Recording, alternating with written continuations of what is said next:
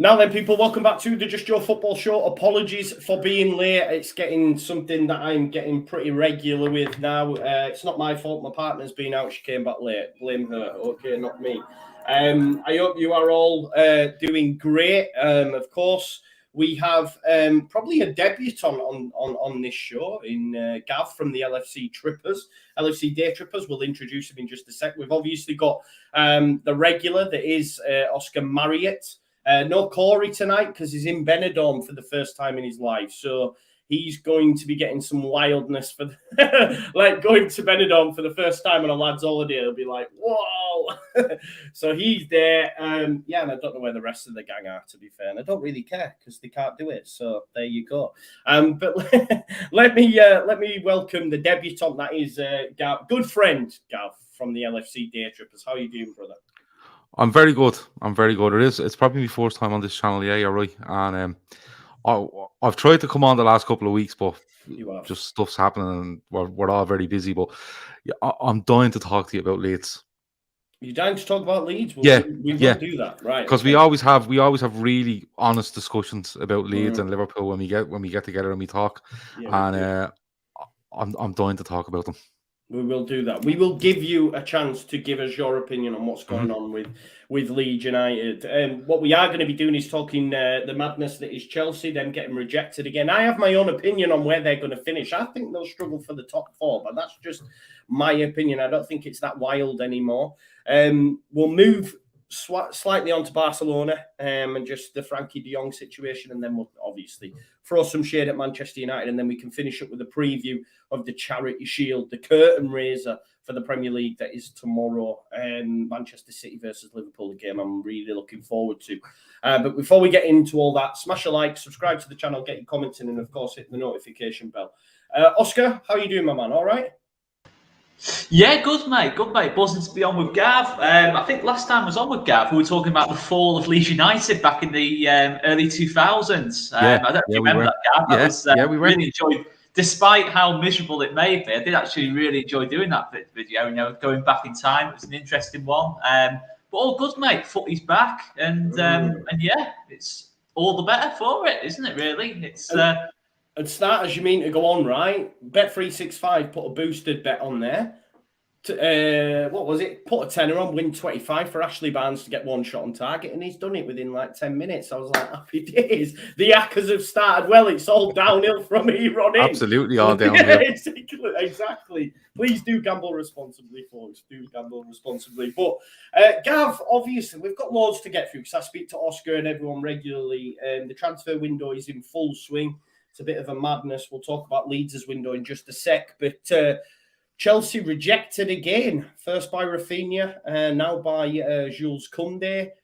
I'm not convinced on Todd Bowley. I think him just doing it all on himself. He looks to be just going after whoever's like a top talent at a big club. He's like, right, we'll have him. And then it never really comes off anyway. I don't know what the plan is. I mean, what do you make of Chelsea? I know you don't like him like we don't. So what do you make of it? I don't hate them as much as you do. That's definite. Hate is a strong word, but I do become very intrigued by these clubs. You know, Leeds, since they've come up, have intrigued me. Arsenal always do because they're mental.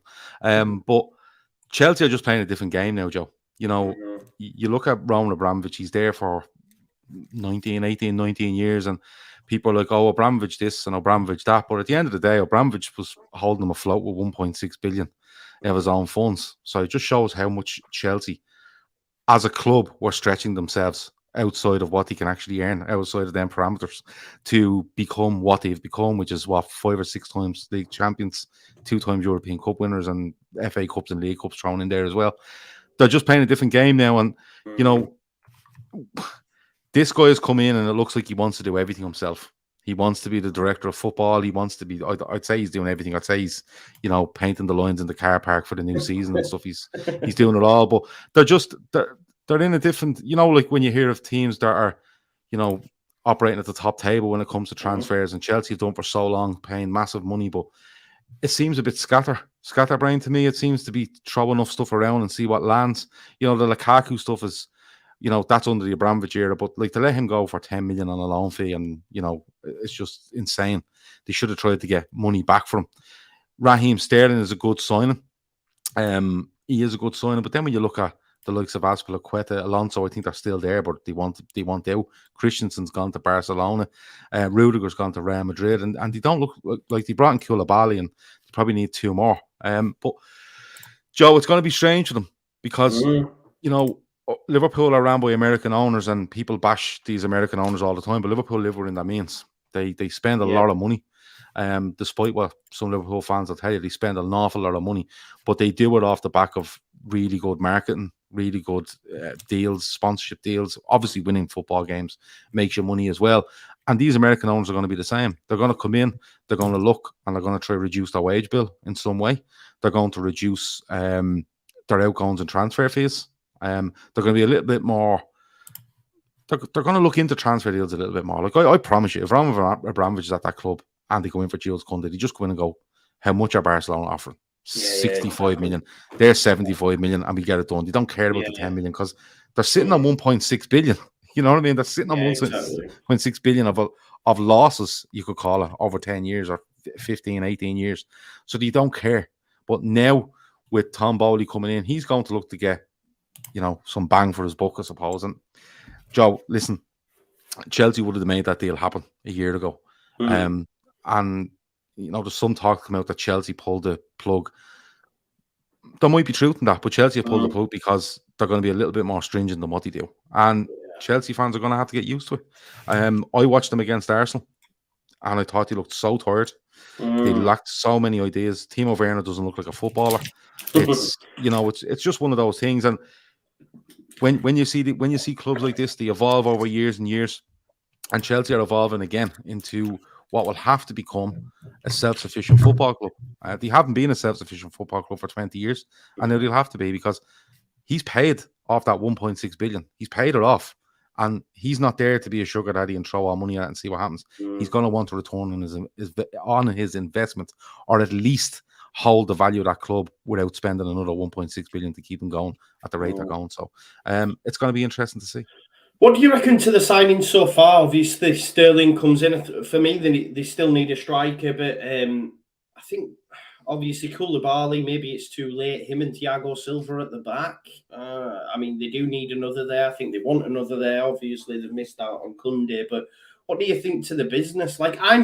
I think, mate, and when I do my predictions next week, I'm having them missing out on top 4. That might be wild, but I think they might miss out. Most of your thinking on that will be around Spurs, won't it? Spurs will stay up there. Arsenal have been very active. I think Man United, that's wild, but I think Ten Hag will get a tune out of the likes of Sancho. I think he will get a tune out of them, but I think the numbers that you're looking at with Ten Hag and the numbers in the squad, I think they may struggle unless they add a few more. They've brought in Lisandro Martinez. They've brought in the left back Malaysia. Is that his name? Christian Eriksen. So they're 3 good signings. But when you look at Liverpool played Man United a couple of weeks ago, Liverpool made 33 subs, and United played their first 11 for the first 45 minutes because they're struggling a bit with numbers. I think Sterling's a good signing for them. I think it's a good price. I think he's at a good age. I think he is a good signing. He's Man City's second top scorer of all time, I think. Like something crazy like that. He is a good signing. I think he'll be a real threat on either side for them. They'll probably look at Kai Havertz playing down the middle for them because Timo Werner just does not look like a footballer, Joe. Like it's actually sad to watch. It's actually sad to watch him.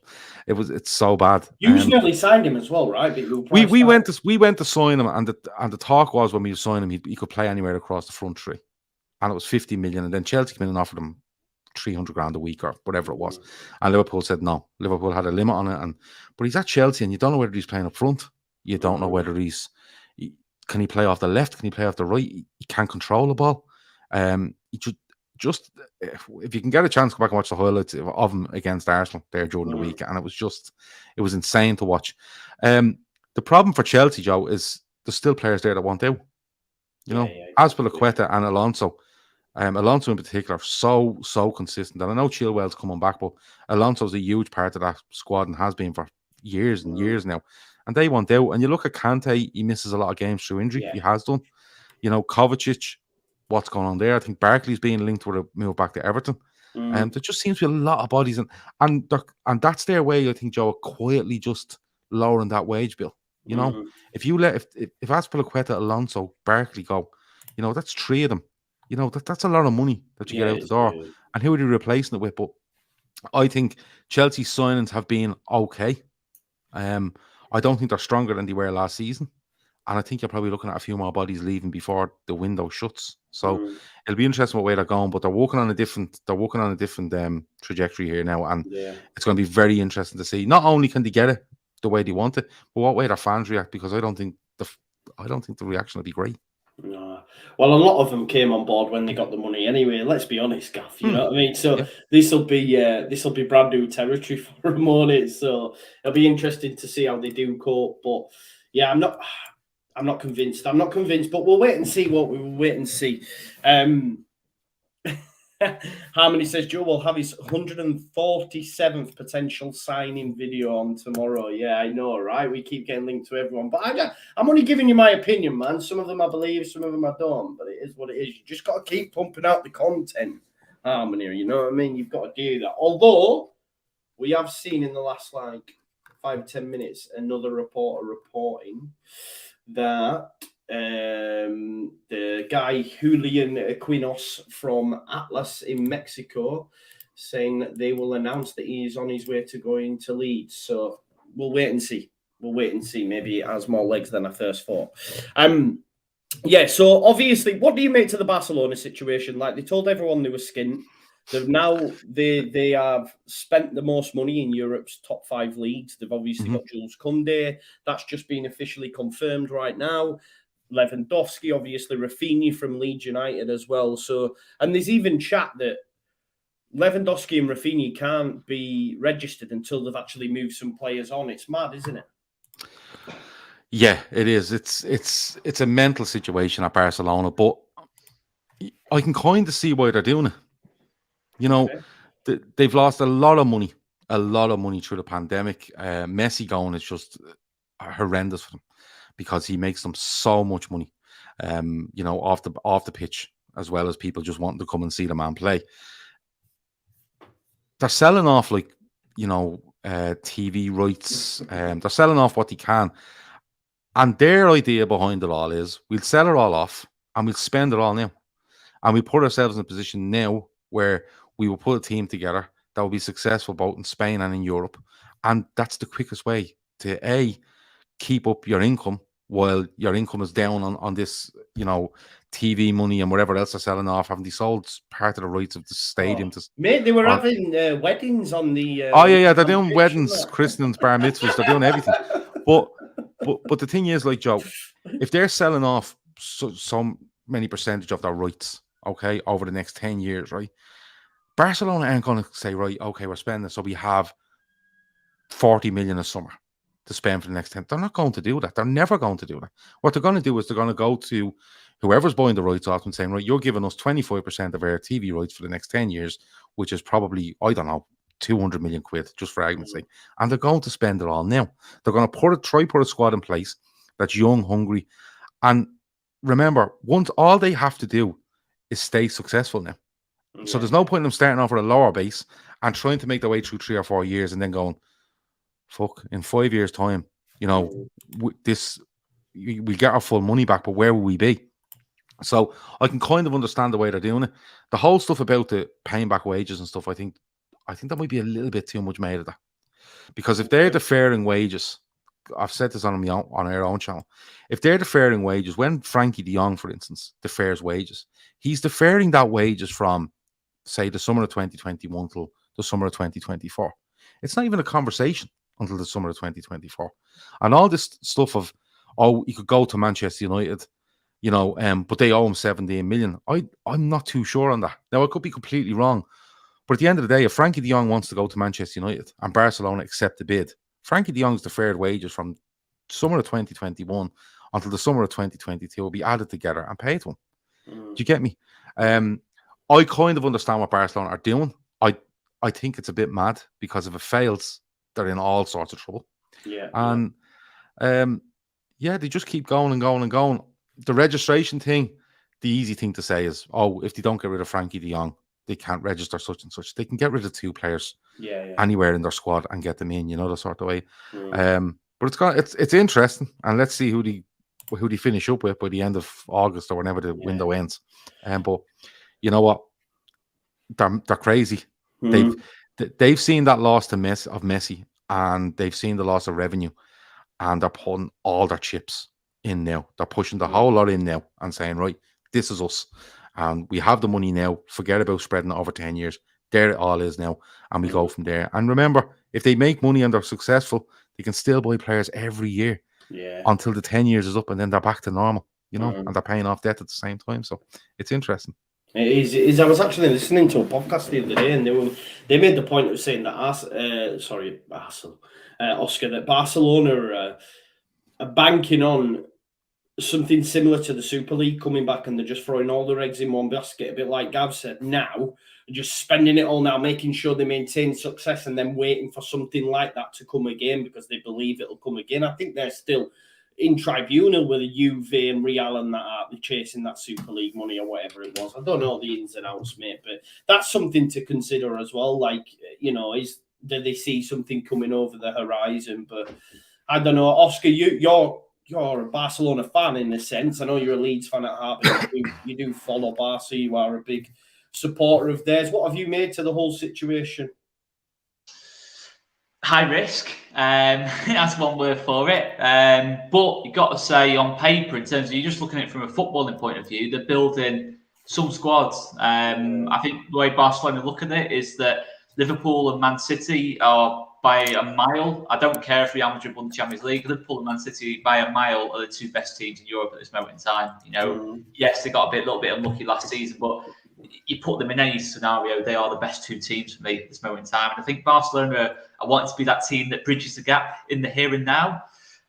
From a commercial point of view, I think it's what they've got to do. I think you have to look at Milan, both Milan teams, in terms of how quickly they kind of fell off the radar when they lost that bit of success, because you have to remember it's 4 seasons now since Barcelona won the Liga. I think it's 4 seasons since they got past 3 seasons since they got past the Champions League quarterfinals. They went out in the Champions League group stage last time. They have to take it really seriously. They've had to really refresh the squad, and that's what they've done so far. The Frankie de Jong stuff is strange, I've got to say. It is a bit strange. I've got a feeling maybe Chelsea get involved there, possibly with Frankie de Jong. There's bits of talk about the whole reason why he's not happy at Barcelona. In terms of it's not a happy situation there. It's not a case of Frankie de Jong is, happy in his situation just to take money and not play football. It's nothing. Doesn't feel like that's a situation. It just feels like he doesn't want to go to a Europa League side, despite him obviously having worked under Ten Hag, which seems a little bit weird. But if a Champions League team like a Chelsea got involved, or Bayern Munich, someone like that, I think that probably is a deal that gets done. If not, they've got to sell someone. Memphis Depay, Ter Stegen's been mentioned, Dest. They have got some saleable assets still, who, if they did sell, it wouldn't really affect the first team that much, in that kind of sense. So I don't think Barcelona feel it's going to hurt them too much on the pitch if they do have to sell someone to register all these players. But it's high risk, no doubt about it. If one or two of these signings don't quite work out, if Lewandowski, has that drop off, now that he's hit 34, 35, that you see some players have. I'm not saying it's going to happen, but it could happen. Suarez has an unbelievably quick decline in terms of, he's still a top player, by the way, but he went from being the best striker in the world to kind of like out of Barcelona's first team, in like half a season. So it can happen at that age. It's not very predictable. And of course, committed to like 4 years on that kind of deal. So they've took some big risks. But at the end of the day, as Gav's alluded to, if they win a Champions League out of it in the next couple of seasons, or win the league title again, all of a sudden the commercial value of the club's back massively. In terms of that whole valuation is much, much bigger than what it is now, because Messi, I'm not saying they're a one-man team, but they weren't just a one-man team on the pitch. Commercially, Messi brought in more than any other player added together, I think. In terms of shirt sales, sponsorship, it's Messi. He's the greatest player I've ever seen. They're hoping they can get a similar thing with Pedri, Ansu Fati, possibly Rafinha in the Brazilian market, World Cup. Yeah, so there's a lot of marketable players that brought in, and Kunde, Araujo, two very much up and coming centre backs.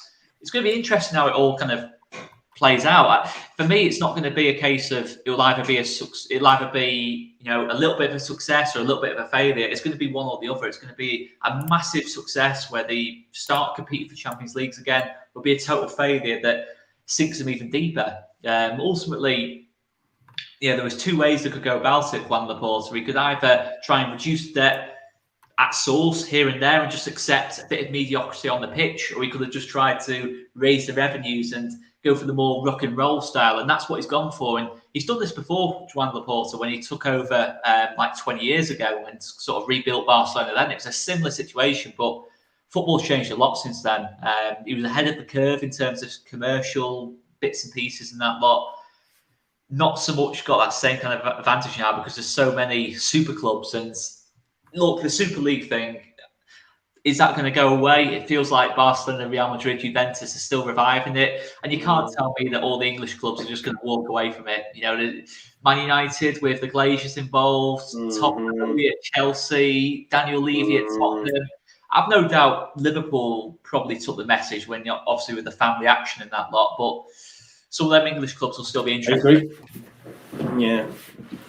I think to be more of an interest in the Super League off the back of what the Champions League have announced for a new format. The Super League, I didn't agree with the Super League, and I didn't agree with it because I thought it would kill domestic football. Yeah. Like you could have genuinely had 6 teams. I think it was 6, wasn't it? Liverpool, United, City, Arsenal, Spurs, Chelsea. Yeah, top 6, So you could have had 6 teams basically playing Premier League football and not caring where they finished. And that leads to a drop in interest, but it also leads to teams scraping at the bottom, coming up against 1 week a team that really wants to play, and one team that just doesn't care because they're getting 350 million quid at the end of the season. So it actually puts other teams' futures in jeopardy. Like for argument's sake, Leeds go into the last day of the season and they need to stay up and they're playing Liverpool. Liverpool don't care, but Burnley are trying to stay up and they're playing Everton. Everton do care. The sort of way. So it leads to all that sort of thing. But the new format with the Champions League is basically the Super League with UEFA's branding on it. You're going to have legacy stuff. You're going to have coefficients. So if a big club doesn't make it in, they'll have 2 spots just to get them in. And that's what the Super League was. The Super League was basically by invitation, 18 teams that would go in and get masses of money and play during the season in a Super League and not play in the Champions League. And what the Champions League have done is just replicated it. And they're going to do the same. And you've seen at the time Gary Neville going on about it, and I despise him. But you've seen him going on about it. And UEFA doing the exact same thing, and Gary Neville doesn't have anything to say about it. It's not the Champions League isn't going to open up to, teams that aren't traditionally in it. It's just going to make sure that all the big teams are in it. If they'll add a few spaces at the back end to get a few more in, but it's basically the Super League just rebranded them. And that's where I think when the Super League does pop up again, I think you might see a bit more interest in it. Yeah, I think that was what originally started the Super League conversation, was these changes in the UEFA thing, and it sort of like, because we were all, you're right, Gav, because we were all wrapped up in the Super League, UEFA pushed it through nice and easy. Do you know what I mean? As though it was bloody choreographed. Even you could argue, you know what I mean? You never know, do you? It could have been. Yeah, but that's the thing. Like, the big thing with the Champions League was the shareholders, or the which are the likes of Liverpool, United.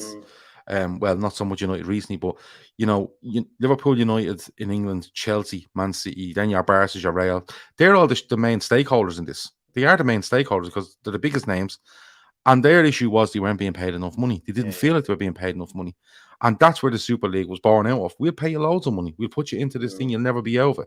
And I don't think it was the right idea. But UEFA are doing exactly the same thing. They've offered the major stakeholders more money. They're offering spaces at the back end of it for certain leagues around Europe that will get an extra spot or extra qualification opportunities. And everyone will go, oh, yeah, that's great. But it's basically the Super League in UEFA's branding. So. Anyway, it's that Super League stuff. It will come back though. I'm sure. Will do, yeah, 100%. I think it really won't go away. For sure. Obviously, we've got the Frankie de Jong situation. Obviously, Sky Sports were reporting last week, Gav, that he said he don't like Manchester and he thinks the club's run erratically. I don't want to make that move. But then there's still all this talk of it. So surely Ten Hag's had a conversation with him. But I don't know, like I hear a lot of people saying if they don't get it done, it's going to look embarrassing, etc. But you don't really want the move. I don't know what that situation is there. But just on Man United as a whole, obviously there's the Ronaldo saga that's going on. I think I think he's confirmed on Instagram he's going to be playing in their next pre-season game is Ronaldo. So I don't know if he is planning on sticking around. So he's confirmed, look, all you journos don't get it right, and then he's now playing in the game. I think it's just because no club wants him. So he's having to go back with his tail between his legs, Gav. But what do you make to the situation at Man United? He has a huge job on Ten Hag. I think it's a huge job, and I'm not saying it because it's Manchester United. I think the situation he's gone into is a colossal job to try to do. I've said it a few times. I think he's playing it safe with the signings he's making, i.e., he's going back to what he knows. It could work really well because of the familiarity he has with those players, and he knows what he can do, and he knows what he can do from and how he can get on with them. But it could go really badly, Joe, because if they have a couple of bad results in the first 4 or 5 weeks of the season and they get beyond that transfer window and it closes, and they're sitting there with a player he knows in Malaysia, a player he knows in Christian Eriksen from, Eriksen obviously was at Ajax at a certain stage, Lisandro Martinez, and you're kind of saying to yourself, he could get hammered for that job. What he hasn't got the vision, he's just gone safe. And I understand him going safe because if he went really big and it went wrong, they would hammer him. He's in a little bit of a no-win situation unless it goes extremely well. I'm not too sure it will go extremely well. I think it's very much the bones of the same squad he had last season, despite who's left. But you still have Luke Shaw there. You still have Wan-Bissaka. You still have Harry Maguire. You still have Fred. I like McTominay, actually. You still have McTominay. You still have Rashford that just disappeared off the face of the planet for last season. They're reinventing Martial. The only thing I would say on the forward line is they might be reinvented a little bit because Ronaldo's not there. And it might be a bit more of a freedom. But on Ronaldo, look, Ronaldo doesn't want to play for Manchester United. Simple as that. He wants to play Champions League football because Lionel Messi is still playing Champions League football, and all the records are up for grabs, and Messi could do another year or two while Ronaldo sits at United and doesn't get Champions League football. It's quite obvious. Like he tells you Ten Hag is great and he's looking forward to him. And what happens? Ten Hag turns up and Ronaldo decides he doesn't want to turn up. Doesn't go away to Singapore, doesn't go to Australia, okay? And then turns back up, and I've seen quotes like, oh, Ronaldo's there, and then Ferguson's rocking up, and I'm kind of going, this is the worst thing that can happen for Ten Hag. When you see Ferguson turning up at Carrington, or wherever it is, Carrington, isn't it? When you see him turn up there, you go, hold on, this is meant to be a new era at Manchester United. Every time something goes wrong, you cannot wheel out Alex Ferguson and bring him in the door. You simply can't. It's just undermining what the manager's trying to do. If I was Ten Hag, I'd just say to United, listen, pull his contract. He's gone. There's no point, because he's already disrespected Ten Hag to the point where he just refuses to go on a tour. He has to come back. He probably has to come back and report for training. It's in his contract, or he can be fined. And we know how much he likes the money, because he doesn't want to take that 20% cut, doesn't he? Not because they're not in the Champions League. And you know what? He needs a few more players. For the better of Manchester United, I think Ronaldo should go. And stop bringing Alex Ferguson into Carrington, because everyone just jumped on it and went, look, first problem, and they're wheeling out Alex Ferguson. Let the manager deal with it. Exactly. I look at their squad and I think they're probably still 2 or 3 short. I think Eriksen's a really good signing. The left back looks decent. I don't know too much about their centre back. And listen, Martial can do it against people in pre-season, but the intensity in the Premier League is just so much more, and all the Premier League knows him, and he doesn't want to be there either, Martial, let's be honest. So I think there's a good few players there that could see the exit door, and he's going to have to replace it, because when you look at the pre-season squad they probably had 15, 16, and then after that was all kids. Robbie Savage's kid was playing, and and they're decent players, don't get me wrong, but the Premier League's a completely different level to playing in Singapore or Australia and stuff like that. It's a different level altogether. It'd be interesting, Joe, but I think he's a huge job in his hands. I think it might go all right. And I've even stuck Sancho in my FPL team. I think he's going to have a real, he's look good. Real breakout season for him. Oscar, do you think Frankie de Jong goes there, or will they look embarrassed? I don't know. I just think once you've slagged off the city your club plays in, it's risky. The problem they've got is, and it's not a problem, it's hilarious to be honest with you. It's similar to this Pogba situation that there's a lot of noise already around Frankie de Jong, and that's before you even consider him on the pitch. You know what his best position is. Will they play in his best position? Will they make the same mistakes that Barcelona made of him, trying to play him higher up the pitch? The thing is, once Frankie de Jong has not even a bad game, just an average game, straight away, them quotes about Manchester are going to get brought up. Like it was with Pogba. Remember the narrative with Pogba? He was having a bad game because he dyed his hair blue. And it's like, it's things like this, but that's what it's going to be like for Frankie de Jong. And I'd be absolutely loving that, to be honest. But, I don't think it can now. I don't think it can. I think if he is going to go, he's going to go to a Champions League club, or he's just going to stay at Barcelona and they're going to probably sell someone else and continue their chaotic, scattergun approach. But I think the signings they've made so far, I'll be honest, I think are good. I think they're good signings. I think Martinez, certainly based on what I've seen him in the Champions League, despite not being big, he's got that aggression about him. A lot of quality on the ball. Looks a good out-and-out defender. Not in like the top level defenders, but he's a bit like Laporte, kind of like at City, kind of that kind of player to me. I agree with Gav in terms of Eriksen, Malacia. I think good signings, but I think ultimately they need goals, and their best source of goals is currently unhappy. But I think you've got to look at it now for Man United. As much as I think as a team they probably play better without Ronaldo, ultimately they lack goals without him for me as well. I think if you've got Sancho in the team, who I think will be much improved this season, if you're trying to create chances, you want Ronaldo on the end of Sancho's delivery rather than Martial for me. I think they're trying to. You're looking at Sancho and Rashford. Both have got to go up at least 2 levels on last season to really provide the goals they need. Is it realistic? Both will do that. Fernandes has got to go up another level. I think Ronaldo's that kind of sure thing. Even if his head's not totally in it, he's still the most likely person to get him 20, 25 goals a season. If there was someone outstanding on the market, you could say, in terms of the centre forwards, if they could go and get, fair enough. But I don't think there is now. I think Haaland's gone, Nunes is gone, a couple of other players have gone. In terms of striker options, you're down to. I can't even think of anyone else who kind of goes there in terms of. Unless you're going to take a risk on someone lower down the league or from a lesser known club, but Man United won't do that. So I think Ronaldo will stay. Frankie de Jong won't sign, but I still think for me, I look at the North London clubs. I know we're going to go into predictions, but I think the North London clubs are much further along the line in terms of those teams, below Man City and Liverpool, than what Man United are. No, that's fair. And all the Leeds fans in the chat, you'll be happy to know we are now moving on from Manchester United, okay? Everyone's going wild in the chat. What's going on? This is the Premier League show. Don't forget that, okay? This is the Premier League show.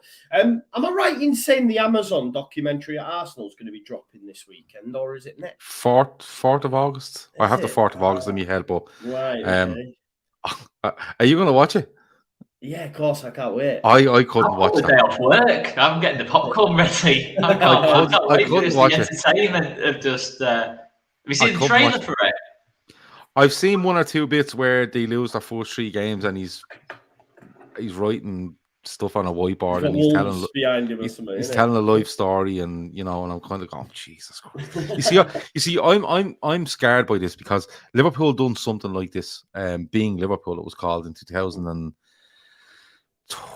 Was it Brendan Rodgers? No, 2012. Yeah, Brendan Rodgers arrives at the club, and it was just horrendous, And he's having to go over Raheem Sterling over, and I think they're in Boston for pre-season, and there's the whole thing about the 3 envelopes, and it was just Ian Ayre, the former director is going around on a Harley Davidson.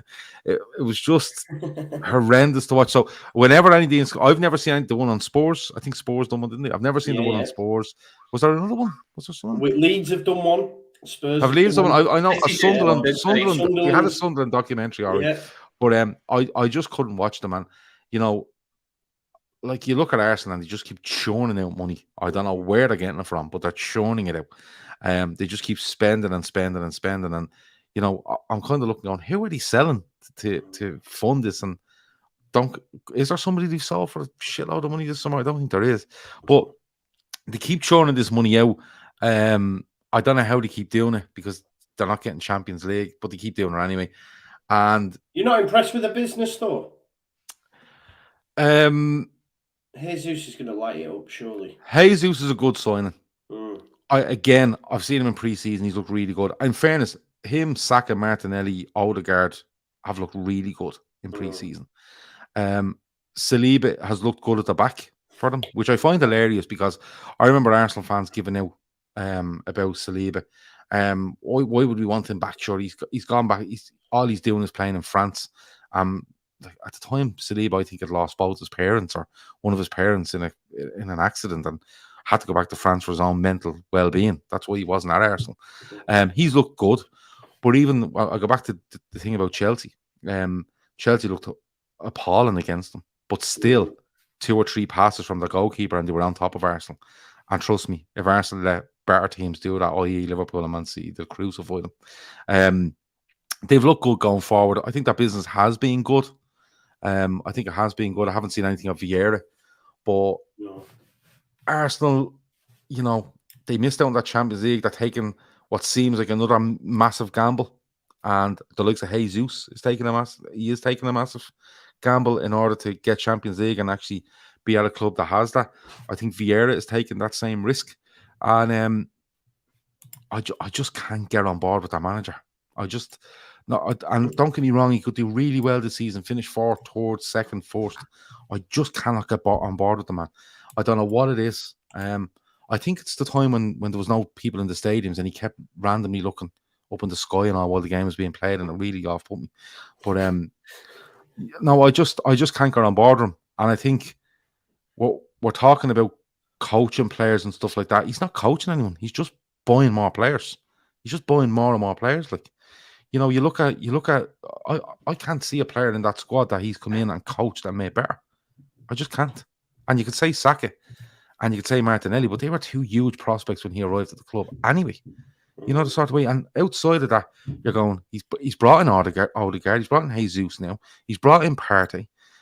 He's brought in Saliba's comeback. He's brought in Gabriel. He's brought in Tierney, Zinchenko. You know, all these players. Who has he actually improved? He just seems to be spending a load of money under the radar a little bit, Joe, to be honest with you, because no one really mentions Arsenal spending loads and loads of money.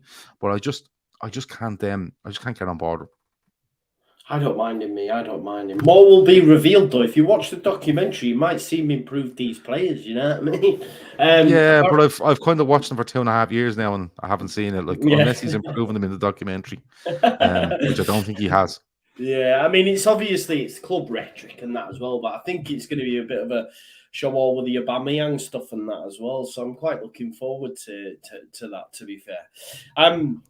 Obviously, we've got the Charity Shield, the small matter of the Charity Shield tomorrow, 5 p.m. Is it, Gav? I think it's right, isn't it? 5 or 5:30, yeah. Yeah, 5. Oscar, you excited, mate? Proper football back. I just seen this big rivalry, not just between Liverpool and City, but between Haaland and 5 p.m. Yeah. 5. I'm really excited for it, mate. Are you looking forward to some proper? I know Burnley are beating Huddersfield right now, 1-0. Vincent Kompany era is well underway, but Premier League is where it's at, right? And I can't wait for that. Even though it's just a charity game and Klopp's bitching about it, because that's what he's good at. Sorry, Gal. I'm proved right most of the time, in fairness. No, he's not that. He is. Of course he is. What is he being proven wrong about? Let's not even talk about the show. No, let's talk about it. You've made a statement now. So if I remember right, you said, he was giving out about early morning kickoffs, right? Which in the end got changed, right? So a team in Europe that plays on a Wednesday cannot play at 12:30 on a Saturday. right? Now, he didn't, but I have to caveat all this with, he didn't make the decisions himself. You need 14 clubs to agree to any of this stuff, all right? He done that. And then he went on about 5 subs, and that got changed. Like, when he actually says something, people go on as if he's whinging all the time. And then they all go, oh, do you know what? He actually has a point. Yeah, let's do that. So he's the best man in the whole world. 114 years, right? The Charity Shield's being played. This guy is complaining about it. No one's bothered before, but like you said, Gav, next season it'll probably get moved. Of course it will, because I think what he was giving out about was if they could have moved it a day. Right. Because what he was saying was, if you'd have moved it a day, teams could have got another game in somewhere for the preseason. I think that's what he was giving out about. But listen, he won't really care as much as Man City and Liverpool. You know, people will make it out that, oh, if Núñez scores 3, that everyone online will go after City, and if Haaland scores 3, it'd be like, oh, let's shit on Liverpool till the season starts. They're only going in there for fitness. That's it. They're going in for fitness, and they'll both make as many subs as they possibly can, and we'll go from there. I am excited to see Núñez, Oscar, a bit. Obviously, I love I can't lie, the compilations that we're getting done of him, man, were brilliant, man. Are you just looking forward to the game, Oscar, right? Yeah, definitely. I agree with Gav. You know, I don't think either team will want to show the hand too early. I don't think either team would put out a full 11 kind of thing. No, I hope they do. To be honest, I hope both teams go, you know, absolutely go for it, and we get an enthralling game. But it'll still be good, no matter who plays on the pitch. It'll still be a good quality game. I think last season the 3 games last season were just probably, you know, 3 of the top 5 games. I think you can probably see in terms of quality, it's just absolutely unbelievable. And they're expecting the same again tomorrow. Will be interesting to see, you know, Núñez in that Liverpool team. I would imagine he starts. I imagine Haaland starts. Who adapts to the system the better? You know, in terms of Núñez is getting all his stick. He scored 4 in 45 minutes. You know, in terms of against Leipzig, and you know, he can finish. He can score goals. There's no doubt about that. And it will be interesting in terms of prediction. It just depends who goes the stronger against the 2 teams. But I think the interesting dynamic will be Trent, Núñez against KDB and Haaland. I think that's going to be the interesting thing, you know, in terms of which is going to be the better. But in terms of City, I think City, you look at them now in terms of the players they've let go this summer. In terms of, obviously, I think they will get the left back in. I think they will get Cucurella in. But you look at depth-wise, you know, Sterling's gone, Jesus is gone, Zinchenko's gone.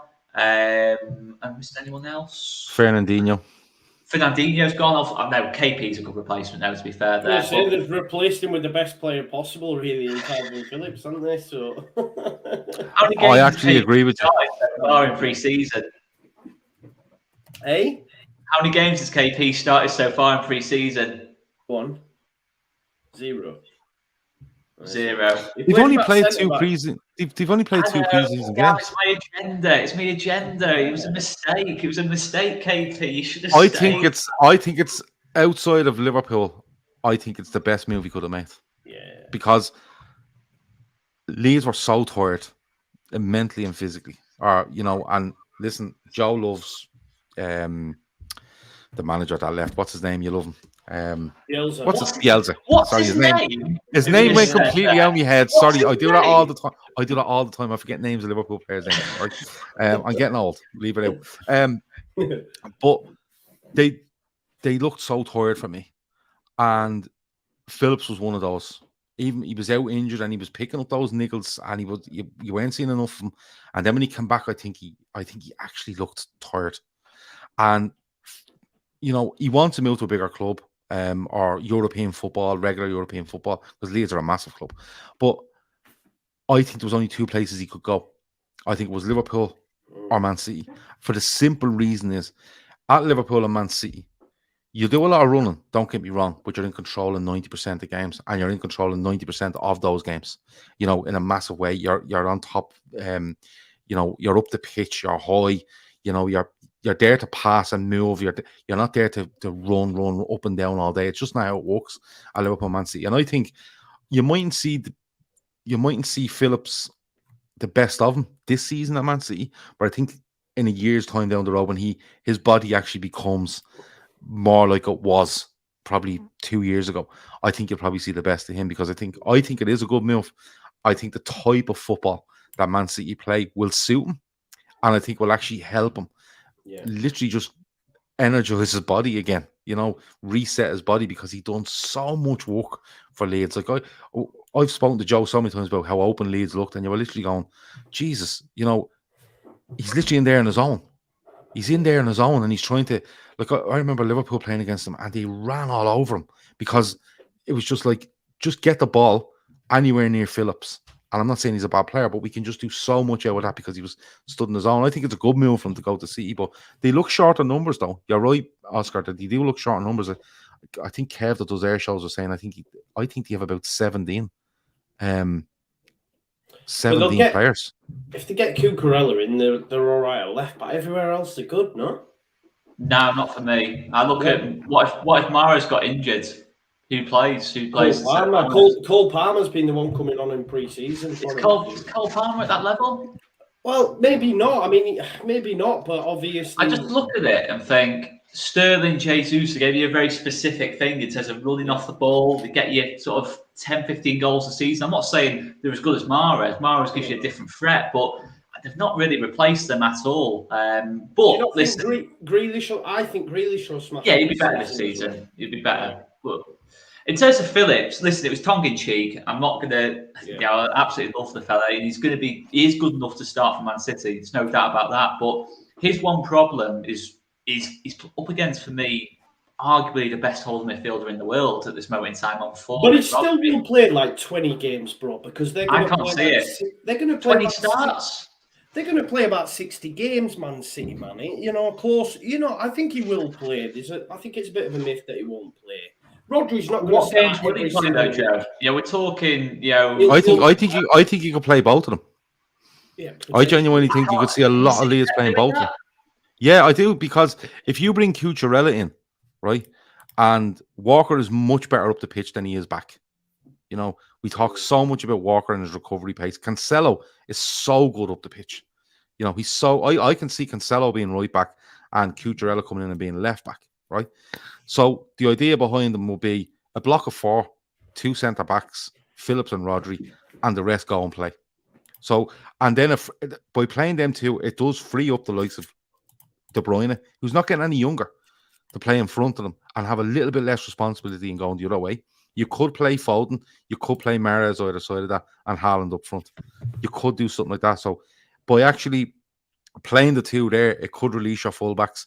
It could also release Kevin De Bruyne into just not having to chase back as much, And then if you had a Mahrez and you had Foden, who's just unbelievable, and Haaland, you've a really good 11 there, don't get me wrong. And they have players beyond that. Bernardo Silva, obviously linked with Barcelona as well. But I think you'll see Phillips and Rodri play together quite a bit.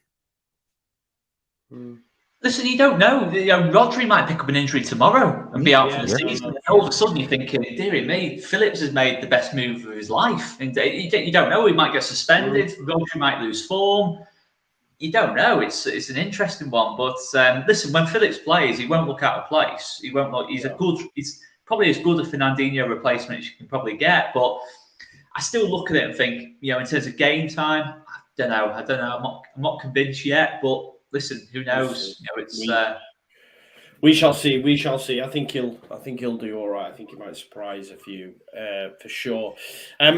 Gav, just on Liverpool, obviously business newness. I think at Liverpool it's very much 1 in 1 out, isn't it? It's 1 in 1 out. Like I've heard talk of Bellingham, and that's gone really quiet. I never thought it would happen this summer anyway. I was on another show and I said that I think it might happen next summer. I think Liverpool seems to be the team that he wants and they want him kind of vibe. So, but it's mad because I heard people say the only way it'll happen is if we let Chamberlain go. And I'm like, how mad is it? Like Liverpool are literally like 1 in 1 out that they can go, oh, well, if Chamberlain goes, then we need to get Bellingham. Like we're okay with Oxlade-Chamberlain. It's mad really, like, because they're not comparable whatsoever. But yeah, I mean, Liverpool do it the right way. I think the only thing I will say, like they get the business done and then it's really quiet. Like, how does that reflect for you in the fan base? Do people still want more because you're at the top of the game and you should be challenging? Liverpool Twitter is fucking insane. Yeah. I stay away from it as much as I can. You know, I'm literally on Twitter now watching, just commenting on clips of Only Fools and Horses and the royal family, really, because they're funny. But look, Joe, I've gone through years and years of supporting Liverpool, right?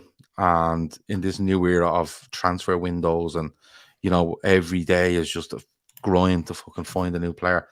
And you know what? It's kind of refreshing that we went in and we went, right, okay, we got Ramsey off Aberdeen, who's a good right back, and I know Leeds were linked for him as well. They look towards him as, and Carvalho as well, as a replacement, not a replacement, but a backup or a cover for Trent Alexander-Arnold. You look at young Carvalho, who's been excellent in pre-season for me, and I don't normally take an awful lot out of pre-season, i.e. results. But I like to see what players have about them. Are they confident on the ball? Are they comfortable in their settings? And Carvalho's just looked like he's played. He looks like a youngster that has been at Liverpool for 3 or 4 years. Do you get me? Where he's come in and now it's time to kind of get on a tour with the main lads. He's been really good. Nunez comes in and it's big money. It's 64 million quid. Could rise to 85 depending on different things. And of course we lose Mane. We are always going to lose one of the front three. Salah signed a new deal, which is brilliant. And you know, good teams usually add 1 or 2. I think really good teams add 1 or 2. Liverpool are really, really good. You know, the whole midfielder thing, like the Nunez stuff was hilarious. You know, this guy is doing fucking 3 training sessions a day in Singapore in all this humidity and all this heat, and he goes out to do 20 minutes of a run around against United, and everyone's like, oh, look at the touch and look at this and look at that. And you're like, what? You know, then he scores 4 and people are going, oh my God, he's going to be the best striker in the whole world ever. And then he was actually really good. We got beaten the other day by Salzburg, but he was really good. The ball was sticking to him. He was running in behind. Really good. And as I said, who cares? Once people get minutes in the legs and they stay fit, it doesn't matter until you get to the real deal when it comes the 6th of August for Liverpool. The midfield thing, loads of people have an opinion on it, Joe. But at the end of the day, Liverpool have 8 midfielders, right? For a maximum of 3 spaces. All while loads of people are saying we should change the 4-2-3-1. So if you have 8 midfielders and you play 4-3-3, you kind of go 3 into 8, not too bad, because you consider Milner is 36. You know, Jones is still, for me, finding his way. You know, Keita can be injured, Henderson can be injured. You know, 3 into 8 is not too bad, but 2 into 8 is ridiculous. And then you want to sign another one. You're going, you can't just have them all. You can't just stack these players over here and use them as you feel like it. That's why the whole thing about one going out and one coming in. Liverpool are linked with Tchouaméni early in the summer. Very, very close to a deal being done, around 50 million quid. Real Madrid, because they got their arses handed to them over Mbappe, went and said, right, we'll just spend 100 million on Tchouaméni because we need to make a splash. We need to show we are Real Madrid. So that went out the window, but it showed that Liverpool were looking at that price range for a certain sort of player. Now, I'm not saying they'd sign Bellingham this summer. I think if they'd got any inkling that they could have got him, I think they'd have went for him. I agree with you. I think it's his #1 destination. I think if you could think a transfer is agreed a year in advance, I think that one might be close to being. But I think they probably would have said, right, if Chamberlain leaves or if Milner didn't sign a deal even, we'll bring in a player for X amount with Bellingham to come next season, because next year, regardless, Milner's out of contract to be close to 37 years of age, right? Naby Keita hasn't signed a new contract. Henderson's not getting any younger. Either is Thiago, right? So there is a little bit of work to be done in that midfield, and that's why some Liverpool fans are getting really tetchy over it. But as I look at it, I kind of go, yeah, there'll be injuries, yeah, there'll be suspensions, drop in form, but that happens everywhere. Liverpool at the moment have 8 midfielders for maximum 3 spots. Unless I think if Chamberlain did go, I think they would look for someone. I'm not saying it'd be Bellingham, but they would look to forward plan this summer for next, because they're going to have to do work next summer. On Nunez, I think he's looked okay. I think he still has to replace 20 goals of Sadio Mane. But I think Liverpool might look at it in a sense of, what did Mane and Firmino bring goals-wise last season? And if it's 30 goals in a season, we need Luis Diaz and we need Nunez to be getting 15 each. If they do that, Salah will chip in with his 30. You know, that's how he works. Carvalho might get a few. You never know what else going on. You still have Jota there. Such a good player. Yeah, so overall, Liverpool, I think they'll win the league. I do. Yeah, I do. I think Liverpool were beaten closely in 18-19 for the league and came back and absolutely went for it. And I think the way it's set up, although it's not ideal with this World Cup, I think Klopp will have them ready to absolutely fire against Fulham, and he will literally take those first 16 league games, wherever it is, before the World Cup breakup, and look to absolutely annihilate the league. And then say, right, 6 weeks off, how many we got at the World Cup?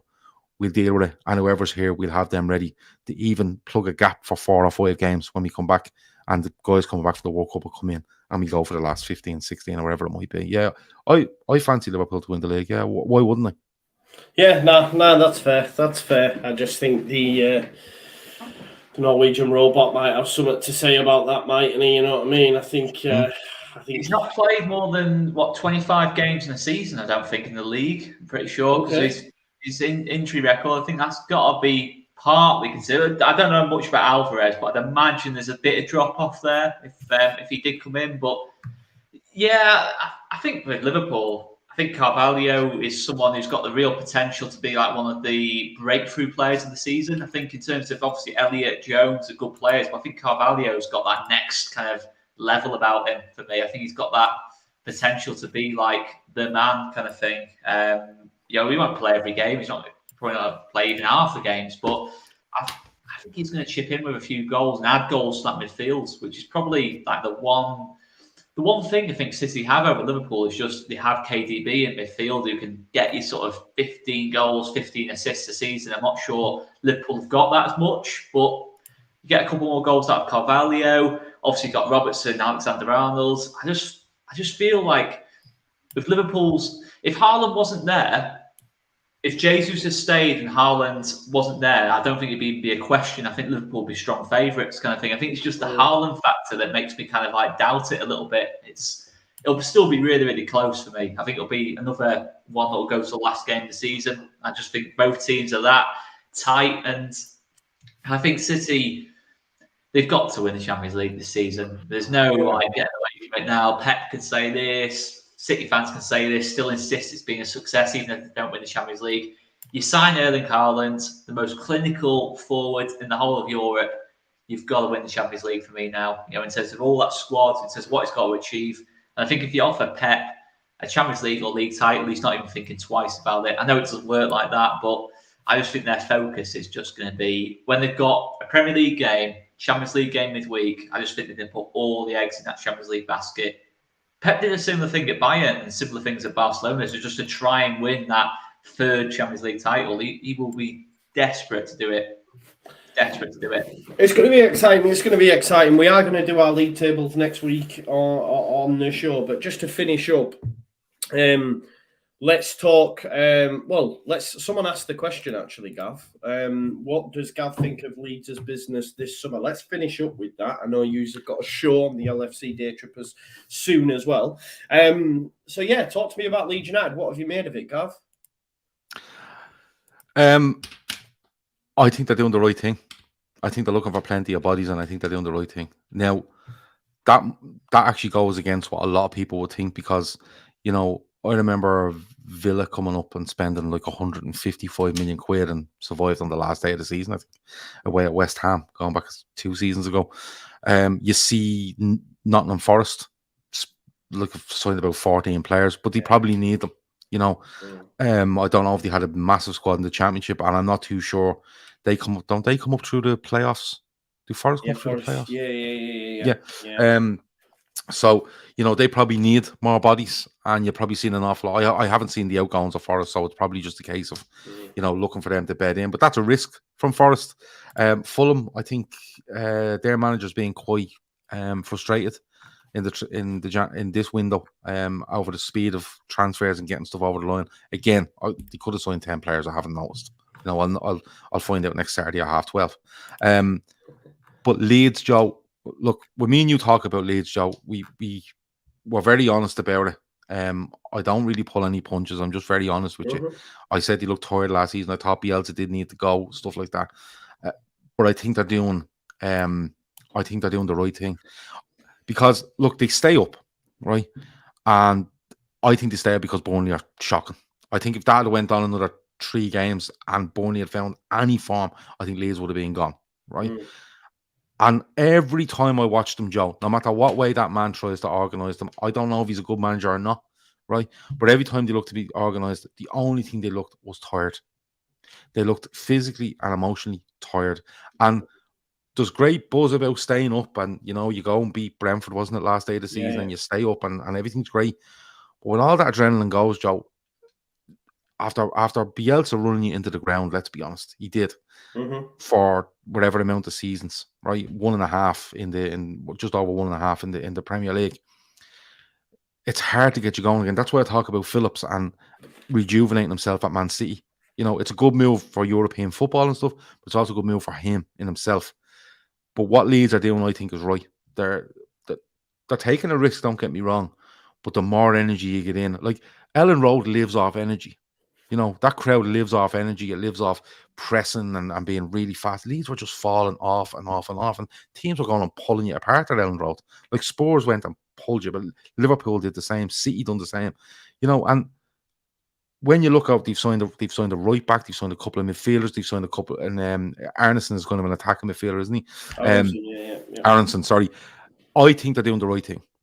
He is going to some familiarity of what he knows, but it's new blood in, it's new energy in, and even the players that are still there that probably are still fucking knackered from having to run around on the Bielsa are probably looking going, oh look, there's new bodies in.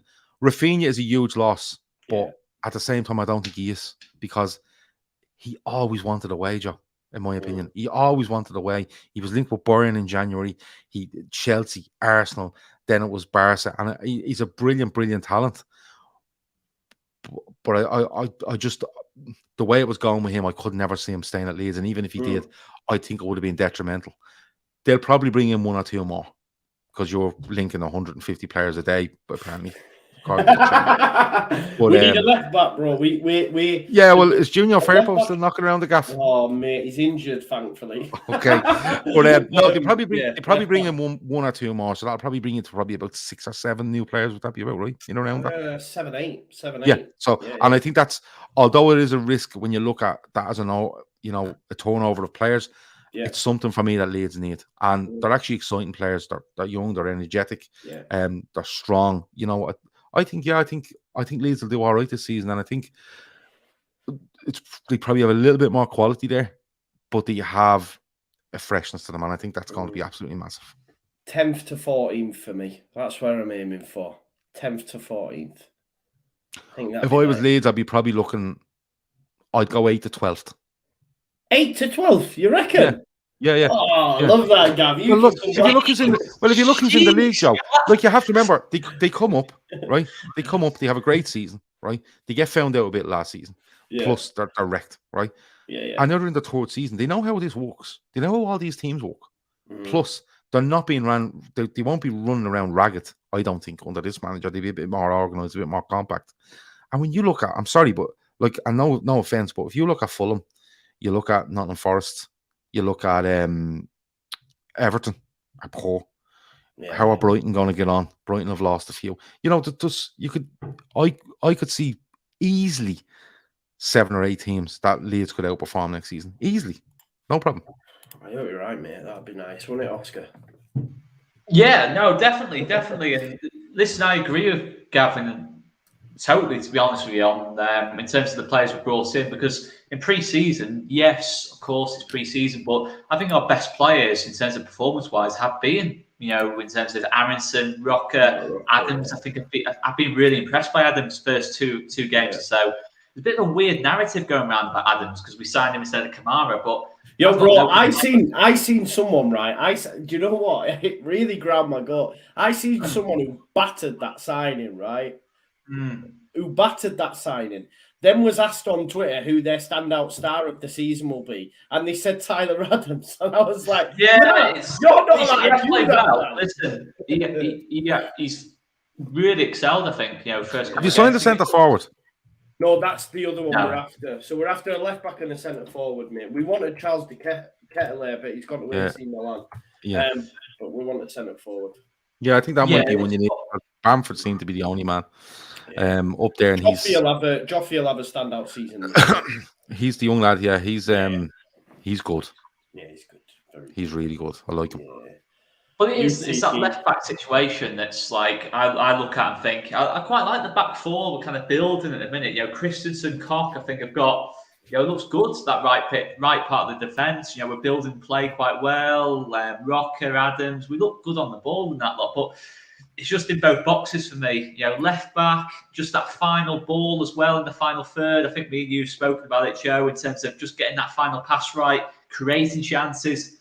You know, offering that threat kind of thing. I think we need Sinisterra. Well, he's got to start well. We need Sinisterra to work whenever he's in the team. But that's a sign we need to work, because you look at in terms of the output of the other players. You know, in terms of Aronson will improve us, but we need that.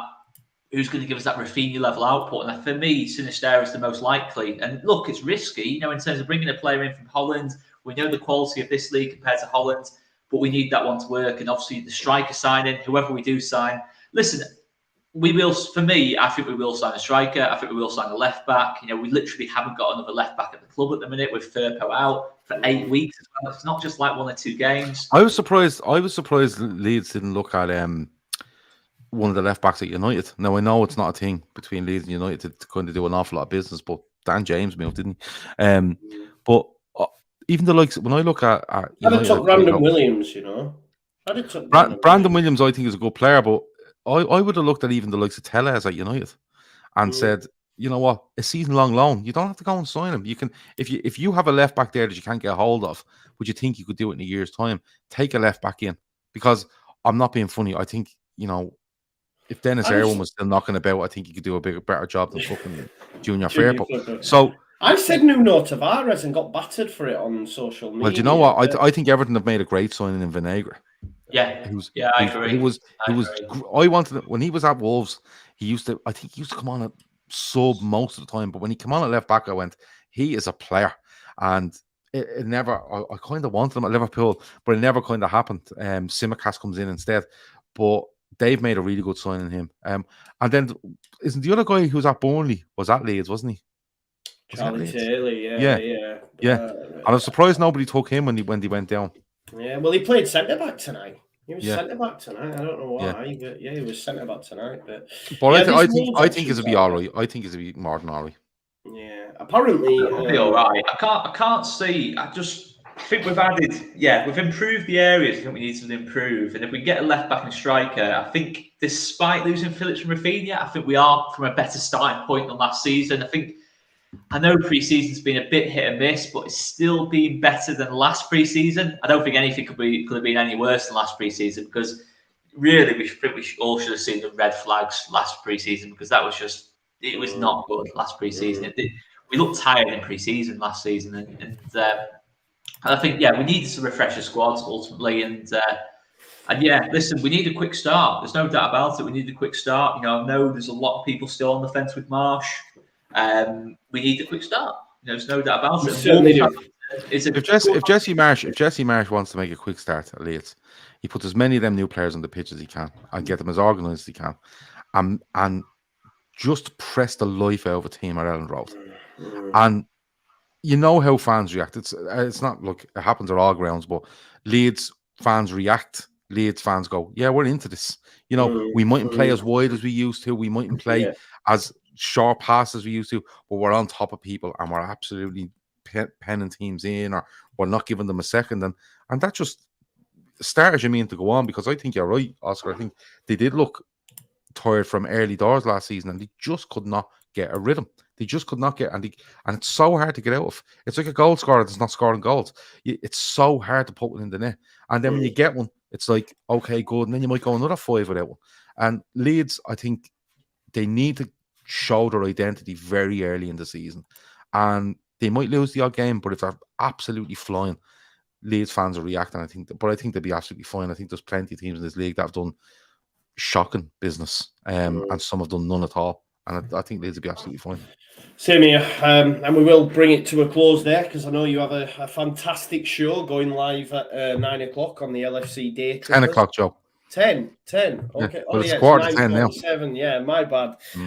I have put the link to the LFC Daytrippers channel in the description, folks. All right. So if you want some more football content and some more news content and some transfer stuff, everything, you can just shoot on over there now. All 400 of you go watch Oscar, because Oscar's a guest there tonight. Yeah, we have Oscar. We have Luke from Rivalry Aside. So they're going to be talking. I think they're doing loads of stuff in the fancy football tonight. Because we're doing a lot of stuff on fancy football on a Friday night this season. So they're going to talk they're going to talk about Leeds. They're going to talk about Spurs. They're going to do fancy football, the start of the season, the Community Shield. They're going to do loads of that stuff. So if you want to, head over. If you don't bother. It's up to you. Do though, because I get a lot. Yeah. I get a lot of the Trippers fans coming over and watching me. To be fair, so let's keep that connection. Right. Well, we will leave it there because, like I said, these boys have got to shoot. I'll be live tomorrow. I'm doing a watch along for the Charity Shield match, so join me for that, and I'll see